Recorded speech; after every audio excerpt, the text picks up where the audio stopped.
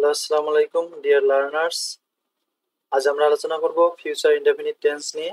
আপনারা জানেন টেন্স দিয়ে সাধারণত প্রায় 80% কথাই আমরা টেন্সের দ্বারা বলতে থাকি, তাই টেন্স খুবই গুরুত্বপূর্ণ।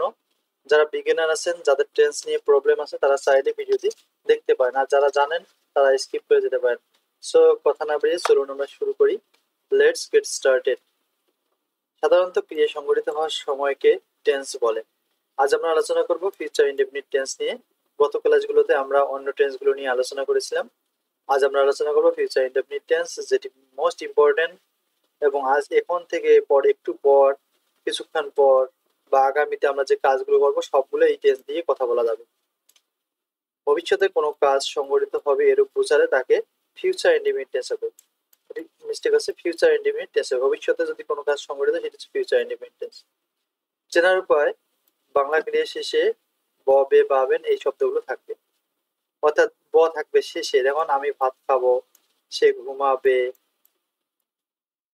তারপরে আপনি বিষয়টি আমাকে বলবেন, এরকম চিহ্ন থাকবে। সাবজেক্ট প্লাস শ্যাল উইল, মূল ভার্বের প্রেজেন্ট ফর্ম প্লাস অবজেক্ট, এই টেন্সটার গঠন। কথা বলতে গেলে প্রথমে সাবজেক্ট নিতে হবে, যেহেতু শ্যালের ব্যবহার তেমন নাই আমরা উইল দ্বারা বলবো, প্লাস ভার্বের প্রেজেন্ট ফর্ম হবে। এক্সাম্পলে যাই, রানা ফুটবল খেলবে। রানা খেলার ইংলিশ আমরা জানি প্লে, সুতরাং উইল হবে আগে। Rana will play football, Rana football খেলবে।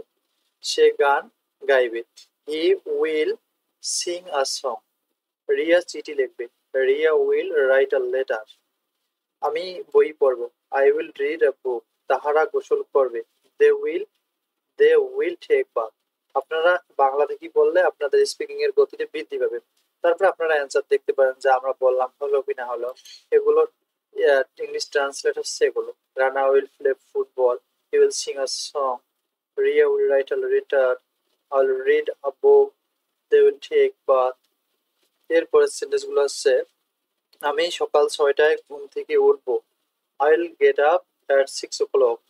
আমরা আগামীকাল স্কুলে যাব, we will go to school tomorrow. তুমি আমাকে ডাকবে, ইউ উইল কল মি। এখন আমরা দেখছি I will get up at 6 o'clock, will go to school tomorrow, you will call me. এগুলোর অনুবাদ এগুলো, আপনারা সুন্দরভাবে পড়ে নেবেন। এভাবে আপনারা অনেক সেন্টেন্স বানাতে থাকবেন। যত বাংলা বানাতে পারবেন, ইংরেজি বানাতে তত সহজ হবে। আগে এই আইডিয়াগুলো মাথায় নেবেন যে শেষে যেন ব কথাটা থাকে, তাহলে সাবজেক্টের পর উইল নিয়ে, ভার্বের প্রেজেন্ট ফর্ম নিয়ে, অবজেক্ট নিয়ে আপনারা খুব সুন্দরভাবে ট্রান্সলেট করতে পারবেন। এরপরে তোমরা ইংরেজিতে প্র্যাকটিস করবে, ইউ উইল প্র্যাকটিস ইংলিশ। তুমি আমার সাথে খেলবে, you will play with me. সে ইংরেজিতে কথা বলবে, you will speak in English. আমি গাছে পানি দেব, I will water the tree. তুমি এখন পড়াশোনা করবে, you will study or you will read now. সে ভাত খাবে, ইউ উইল ইট রাইস। তারা আগামী সপ্তাহে এখানে আসবে, they will come here next week.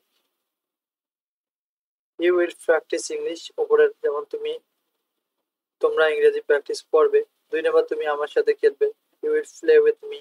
3 number, সে ইংরেজি কথা বলবে। এগুলোর উপরের বাংলাগুলোর ইংরেজি হচ্ছে এগুলো, আপনারা সুন্দরভাবে দেখে নেবেন। আগে বাংলাগুলো বলে ইংলিশ বলার চেষ্টা করবেন, তারপরে দেখবেন যে আসলে মিস্টেক হলো না কারেক্ট হলো। এভাবে আপনারা নিজেকে যাচাই করতে পারেন। আমি তোমাকে সাহায্য করব না, I will not or I want help you. সে চা পান করবে না, he will not take tea. শুধু নট ইউজ করবেন এখানে, যেহেতু বরবর না আছে। তারা আমার কথা শুনবে না, they will not listen to me. আমি মিথ্যা কথা বলবো না, I will not tell a lie. তুমি আমাকে সাহায্য করবে না, you will not help me. Rita কাজটি করবে না, Rita will not do the work. তুমি বেশি কথা বলবে না, you will not talk more. Raja আমাকে সাহায্য করবে না, Raja will not help me. এগুলো নেগেটিভ, শুধুমাত্র উইল নট ইউজ করতে পারেন, অথবা শর্ট ওয়ান্ট। উইল নট অর্থ হচ্ছে ওয়ান্ট, আপনারা ইউজ করতে পারেন। যেমন আমি তোমাকে সাহায্য করবো না, আই ওয়ান্ট হেল্প ইউ। সে চা পান করবে না, হি ওয়ান্ট টেক টি। তারা আমার কথা শুনবে না, they want listen to me. আপনারা যাচাই করতে পারেন। এখন আপনারা ইংরেজি ট্রান্সলেট গুলো এভাবে এক নজর দেখে নিতে পারেন। তুমি কি আমাকে সাহায্য করবে এই প্রশ্ন হলে শুধু ডাব্লিউএস কোশ্চেনটা আপনারা আগে আনবেন, এরপরে সাবজেক্ট, তারপরে ভার্বের প্রেজেন্ট ফর্ম প্লাস অবজেক্ট। আশা করি আপনারা বুঝতে পারছেন। সাবজেক্ট প্লাস ভার্বের প্রেজেন্ট ফর্ম প্লাস অবজেক্ট। আর যে ডাব্লিউএইচ থাকে অর্থাৎ হু হোয়াট, তাহলে সেগুলো হবে আগে, তারপরে উইল, সাবজেক্ট ওয়ান। তুমি কি আমাকে সাহায্য করবে, এখানে ডাব্লিউএইচ নাই, তাহলে will you help me, will you help me. সে কি চা পান করবে, উইল হি টেক টি। তারা কি তোমাকে বিরক্ত করবে, will they disturb you. Swapna কি পুকুরে গোসল করবে, will Swapna take bath in the pond. তুমি কি আগামীকাল ঢাকা যাবে, will you go to Dhaka tomorrow. তুমি কি ইংরেজিতে কথা বলবে, will you speak in English. Sumi কি আমার সাথে যাবে, will Sumi go with me. তারা কি আগামী সোমবার বাড়ি যাবে, will they go home next Monday. তোমরা কি আগামীকাল ফুটবল খেলবে, will you play football tomorrow. তুমি কি আমার মোবাইলটি কিনবে, will you buy my mobile. এখন আপনারা দেখতে পারেন এগুলো ডাব্লিউএস নাই, শুধুমাত্র সাহায্যকারী ভাবে আগে বসে কমপ্লিট করা হয়েছে। এরপরে আমরা কিছু ডাব্লিউএস যুক্ত দেখব, যেমন তুমি কি আমার সাথে যাবে না, এবার উইল এর সাথে নট যোগ করবেন, want you go with me. সে কি চা পান করবে না, ওয়ান্ট হি টেক টি। তোমরা কি এখানে আসবে না, ওয়ান্ট ইউ কাম হিয়ার। তুমি কি ভাত খাবে না, ওয়ান্ট সুমি ইট রাইস।